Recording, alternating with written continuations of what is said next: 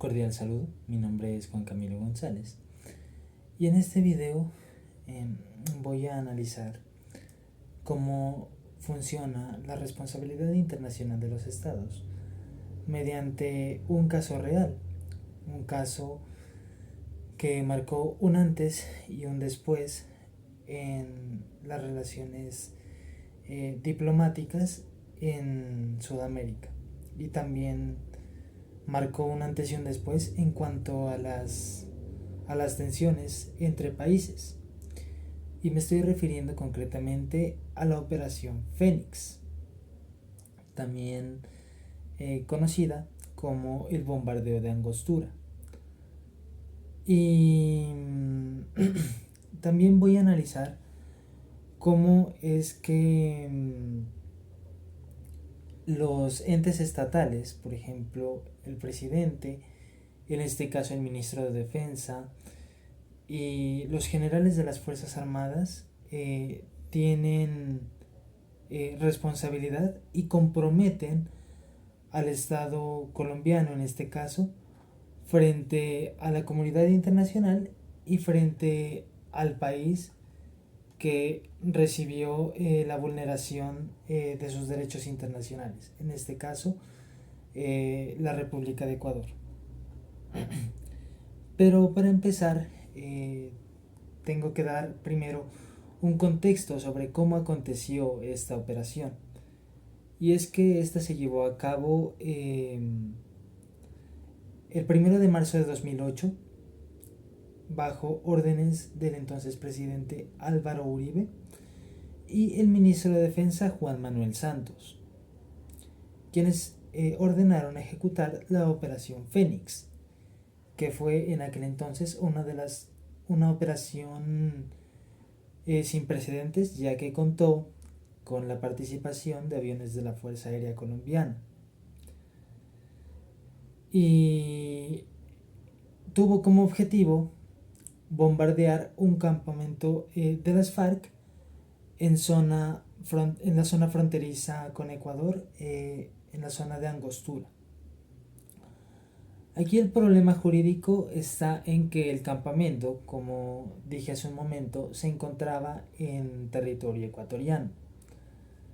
Y el presidente de Ecuador de aquel entonces, Rafael Correa, denunció una violación flagrante de su soberanía y de su integridad territorial. Y bueno, pues debido a que tropas colombianas ingresaron a su espacio sin previa autorización con el objetivo de recuperar el cuerpo de alias Raúl Reyes. Y aquí surge la pregunta, y es ¿por qué esto es activa la responsabilidad internacional del Estado? Y la respuesta es porque estuvo ordenada y ejecutada por agentes estatales. El presidente, el ministro de Defensa, los generales y los soldados que participaron en esta acción son agentes que están directamente bajo el control del Estado colombiano y por ende la responsabilidad se le atribuye directamente a Colombia. El incumplimiento de las normas internacionales, como por ejemplo la violación al principio de integridad territorial, genera consecuencias jurídicas. Y la responsabilidad internacional del Estado surge cuando un Estado, valga la redundancia, no cumple, falta a su deber de respetar el derecho ajeno. En este caso concreto, Colombia argumentó llevar a cabo la acción bajo el argumento de legítima defensa. Pero este argumento no fue aceptado por la OEA como una justificación válida para irrumpir en territorio ecuatoriano. Y es que además esta operación vulneró principios fundamentales del derecho internacional humanitario, como por ejemplo los principios de proporcionalidad y distinción, consagrados en los artículos 48 y 51 del Protocolo Adicional 1 de los Convenios de Ginebra de 1977, los cuales en este caso sí resultan aplicables porque se trató de una acción llevada a cabo en territorio extranjero.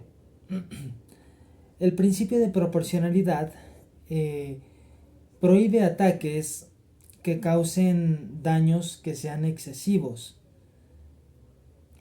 a civiles, teniendo en cuenta la relación entre el daño y la ventaja militar que estos puedan ofrecer, y el principio de distinción. Este obliga a distinguir entre combatientes y población civil, así como entre instalaciones civiles y objetivos que son objetivos militares legalmente y se pueden atacar. En este caso, la acción fue unilateral, llevada a cabo por Colombia, y esto activó su responsabilidad internacional frente a Ecuador y también frente a la comunidad internacional. Por eso entró en escena la Organización de Estados Americanos. Y ahora, en cuanto a las propuestas de solución, esto se pudo haber solucionado teniendo en cuenta dos vías. Primero, el mecanismo político. Este fue el mecanismo de solución que se utilizó para que la situación no escalara más. Se hizo con ayuda de mediación regional, y es que esto se resolvió en la cumbre del Grupo de Río, llevada a cabo en República Dominicana, donde mediante el diálogo diplomático se llegó al acuerdo de que Colombia reconocía la violación a la soberanía de Ecuador, lo que terminó con el presidente Álvaro Uribe pidiendo disculpas formalmente a Ecuador, logrando un compromiso de no repetición, que es uno de los pilares fundamentales cuando hablamos de responsabilidad internacional. Y el mecanismo jurídico, aquí es donde propongo un mecanismo en caso de que el diálogo diplomático no hubiera surtido efectos. Y es que se pudo haber acudido ante la Corte Internacional de Justicia, la CIJ, la cual en una sentencia pudo haber definido cuál sería la reparación en primer lugar, y también pudo haber fijado un precedente que limite el uso de la fuerza transfronteriza, garantizando el respeto a los principios de proporcionalidad, distinción, integridad territorial y también soberanía. Y ya como cierre, este caso demostró, mejor dicho, que aunque el Estado persiga un fin legítimo, como es combatir a los grupos armados, al terrorismo, tiene que hacerlo, sí, pero también tiene que tener en cuenta y estar dentro de los marcos que establece el derecho internacional, perdón.